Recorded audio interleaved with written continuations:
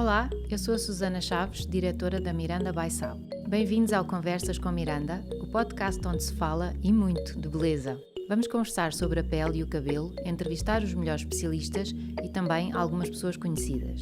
Esta primeira temporada tem o apoio da Ducrei, marca de dermocosmética que endereça as principais necessidades da pele e do cabelo. Bem-vindos a mais um episódio Conversas com Miranda. Hoje o tema é a queda de cabelo ou alopécia. Tenho comigo o Dr. Rui Oliveira Soares, que é um especialista em tricologia, é responsável até por uma unidade de tricologia num hospital.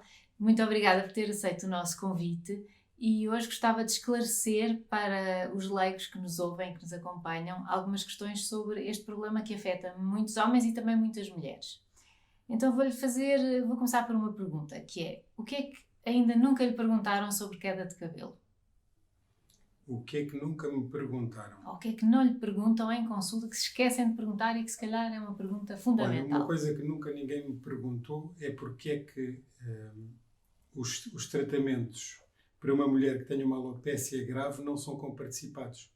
Por exemplo, imagina uma mulher jovem com uma alopécia muito grave, um grau 3 de Ludwig, que é aquelas senhoras que quando olhamos para a cabeça delas vemos todo o couro cabeludo. Isso tem um impacto, do ponto de vista psíquico e social, para essa mulher enorme. Sabe-se, hoje tem um impacto na qualidade de vida que é equivalente a ter uma neoplasia da mama, por exemplo. E, portanto, esse impacto tão grande deveria merecer uma comparticipação quando a mulher, por exemplo, faz um transplante de cabelo. E não é comparticipado. E uma pergunta que eu acho importante e que se pode fazer também aos políticos é porque é que o tratamento de uma situação que é tão impactante na vida de uma mulher não tem o mesmo respeito, ao fim e ao cabo, do que outras que igualmente também. Acho que é muito importante essa questão, e quanto mais levantarmos essas questões de forma pública, mais esperemos que elas tenham relevância. Muito bem. E qual é a pergunta que mais lhe fazem no seu consultório? Qual é a pergunta que mais me fazem? A maioria dos pacientes o que quer saber é se a queda de cabelo que estão a ter se vai conduzir a uma alopécia. Sim. Ou seja, se vai determinar uma perda do cabelo. Sim. A alopécia é a palavra que nós utilizamos para perda de cabelo. Ou seja, qualquer pessoa que tenha menos cabelo na cabeça tem uma alopécia. E o que a pessoa, quando lhe cai cabelo, quer saber é: eu vou ter uma alopécia no futuro ou não? Exato. E isso depende muito do tipo de problema que a pessoa tenha. Porque há problemas de queda de cabelo que conduzem a uma perda de cabelo, e há outros problemas de queda de cabelo que são só uma substituição do cabelo que temos. Ou seja, em cada fábrica, que é um folículo, o fio que vem a nascer está a empurrar o que está a cair. Exato. E, portanto, não estamos a diminuir o número de fios que temos na cabeça. E, portanto, é a obrigação do médico que observa a pessoa, depois de observar a pessoa, perceber se estamos perante uma situação que vai levar a uma perda de cabelo ou não. Exatamente. Consegue-nos também dizer quais são os diferentes tipos de queda de cabelo, tanto no homem como na mulher, dividindo assim por termos? Pronto, aqui há uma coisa genérica, que é quando falamos em queda de cabelo, muitas vezes as pessoas estão também a pensar em falta de cabelo. Sim. Okay? Queda de cabelo nem sempre vai determinar perda de cabelo. Nós costumamos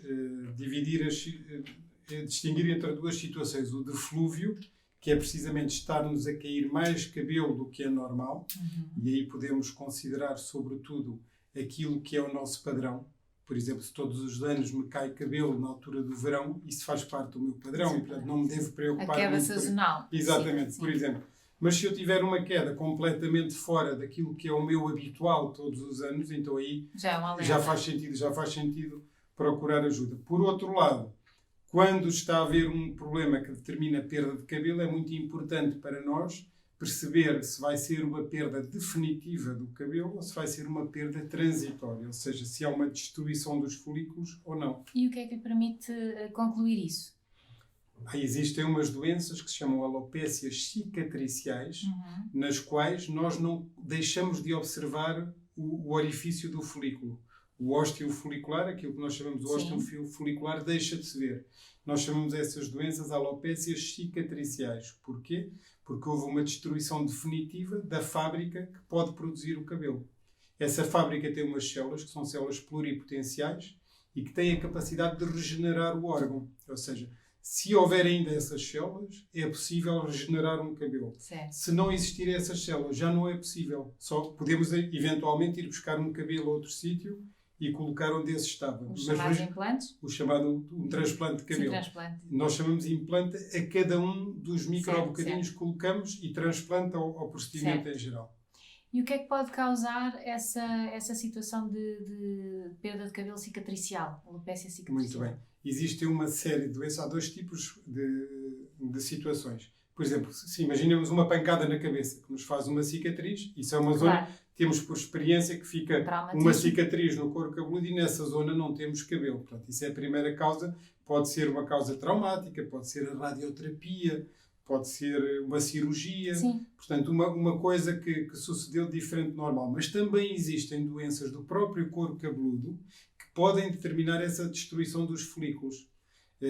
A mais frequente de todas que existe neste momento no mundo chama-se alopécia fibrosante frontal, que é uma doença cicatricial, exato, mas que se calhar provavelmente já viu, porque o que acontece nesta doença é que a mulher perde as sobrancelhas e começa a ficar como com uma testa cada vez maior. Ou seja, a linha anterior de implantação do cabelo vai recuando.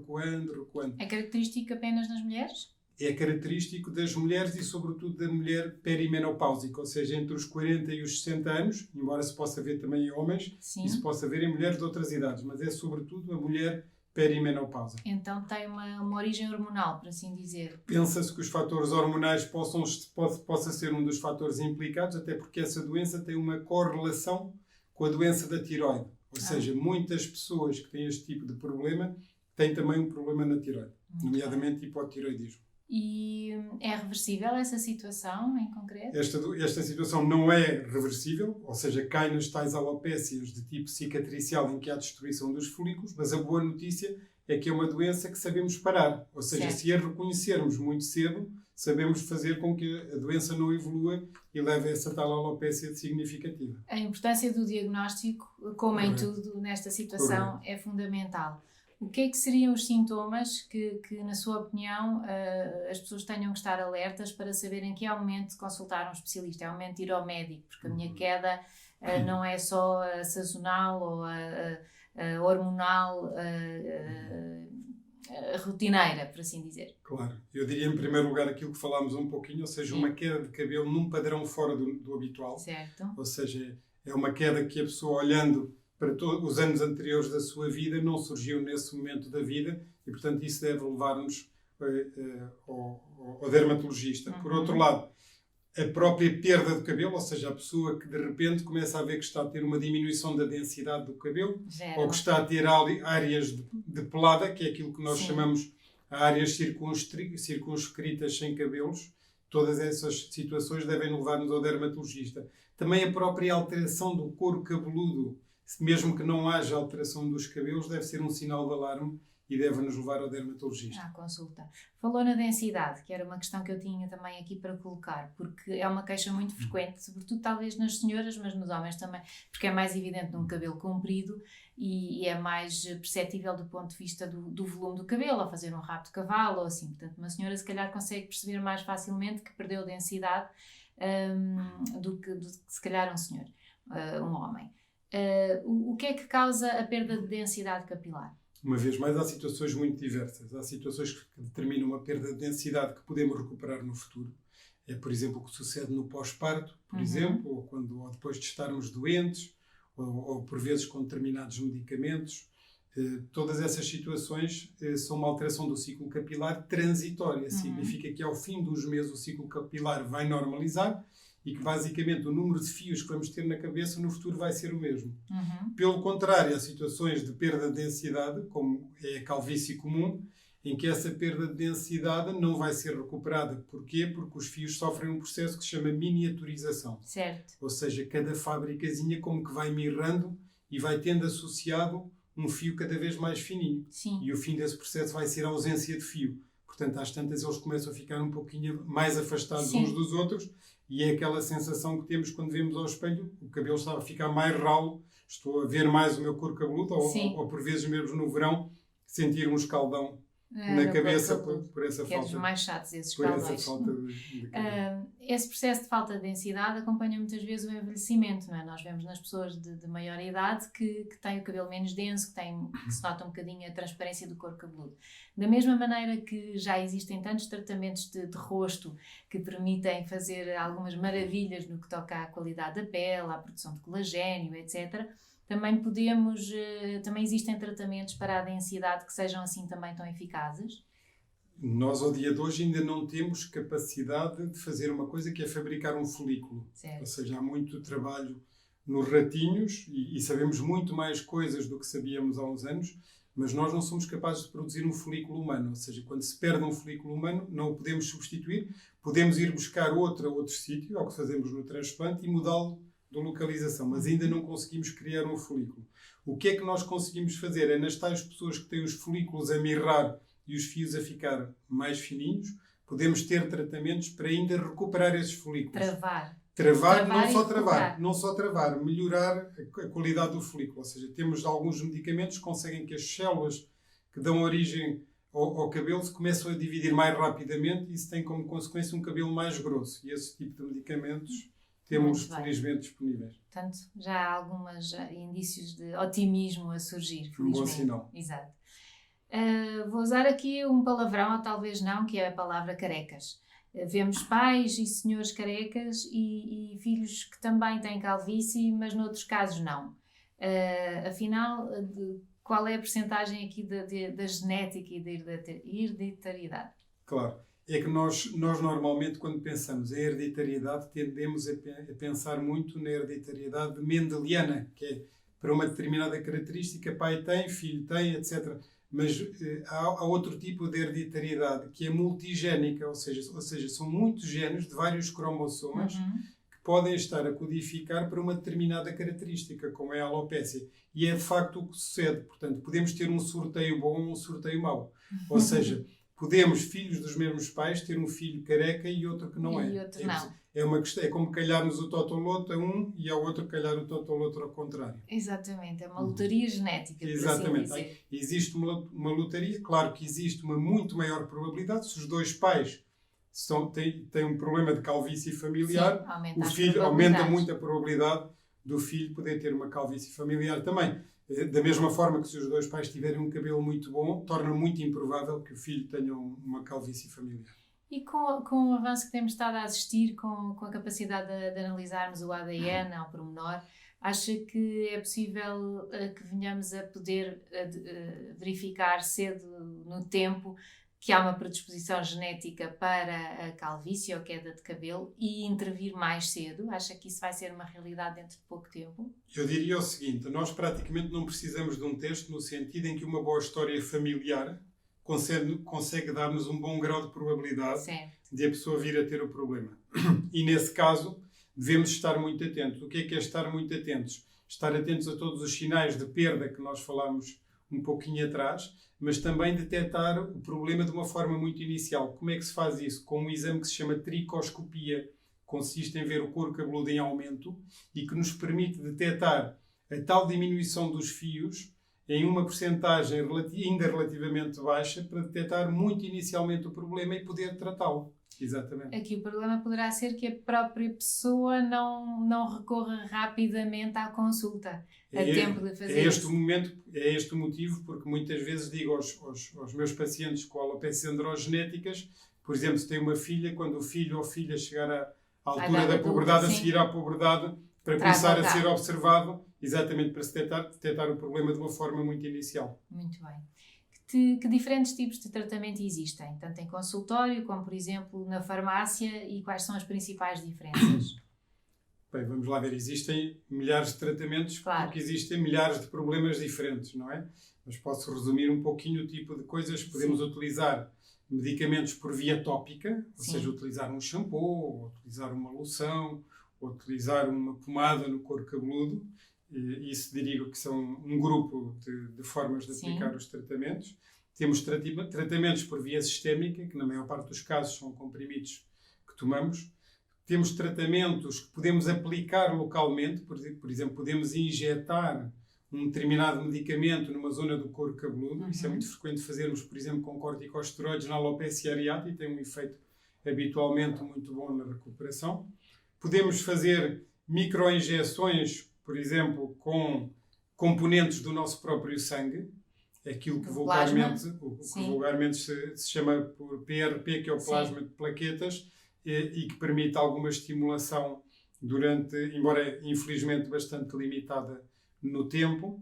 Podemos ter medicamentos que atuam ingeridos. Podemos tomar medicamentos que nos engrossam o cabelo, por exemplo, na tal calvície comum que estávamos a falar há pouquinho, por via oral, se ingerirmos minoxidil ou finasteride, por exemplo, para falar de dois medicamentos, podemos ter um efeito benéfico sobre os folículos e fios mais grossos. Agora, basicamente, a mensagem principal é determinar o que é que nos está a causar o problema. Exato, okay? chegar à raiz. Exatamente, ou seja, ter um diagnóstico preciso para podermos tratar.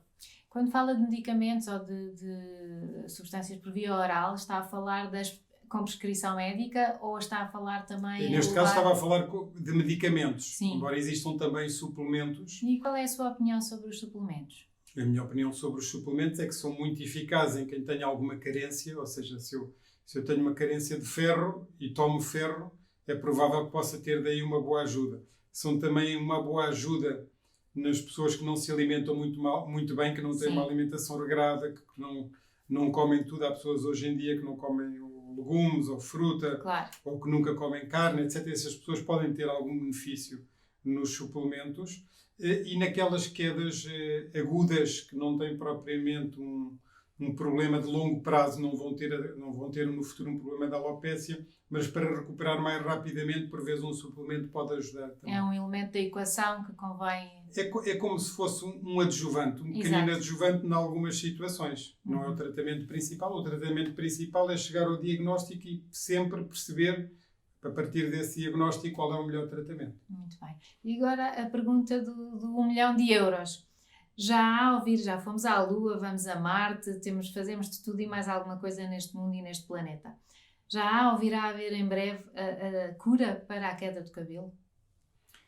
Eu diria que a cura para a queda do cabelo vai ser o cabelo, quando conseguirmos cabelo infinito. Isso vai suceder certamente. Sim. Eu não consigo dizer se em 10, se em 20 ou se em 30 anos. Mas agora acredita que vai ser uma realidade? Acredito que a evolução atual da medicina e o que já se sabe vai fazer com que em algumas décadas sejamos capazes de criar um folículo e aí, a partir desse momento, teremos cabelo infinito. A partir daí fica sem trabalho. Espero bem que não. Doutor, muito obrigada por ter estado aqui connosco, foi um prazer e até uma próxima oportunidade. Muito obrigado. Muito obrigada. Já agora, se me deixar passar uma última mensagem, claro que as sim. pessoas, quando tenham um problema de cabelo, consultem o dermatologista. Com certeza. Fica registado e fica sublinhado. Obrigada. Espero que tenham gostado deste episódio dedicado à queda de cabelo. Duas das gamas do CREI para esta condição são Anafase Mais e Anacaps, que pode encontrar em farmácias e parafarmácias. Leia mais sobre o tema em miranda.sap.pt.